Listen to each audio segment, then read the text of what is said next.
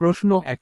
একই মায়ের পেট থেকে দুটি বাচ্চা একই দিনে একই সময়ে জন্মগ্রহণ করেছে এবং একই দিনে ইন্তেকাল করেছে, তবে তাদের একজন অপরজনের চেয়ে 100 বছরের বড় ছিল।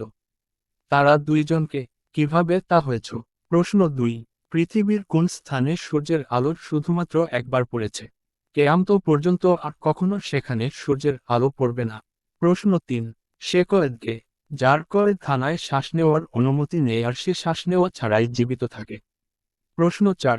সেটি কোন কবর যার বাসিন্দা জীবিত ছিল এবং কবর ও জীবিত ছিল, আর সে কবর তার বাসিন্দাকে নিয়ে ঘোরাঘুরি করছে এবং কবর থেকে তার বাসিন্দা জীবিত বের হয়ে দীর্ঘকাল পৃথিবীতে জীবিত ছিল?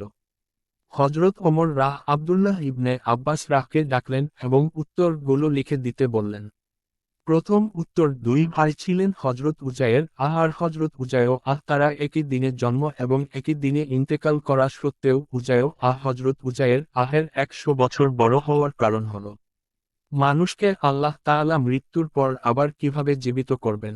হজরত উজায়ও তা দেখতে চেয়েছিলেন, ফলে আল্লাহ তাআলা তাকে 100 বছর মৃত্যু অবস্থায় রাখেন, তারপর তাকে জীবিত করেন, যার কারণে দুই ভাইয়ের বয়সের মাঝে 100 বছর ব্যবধান হয়ে যায়।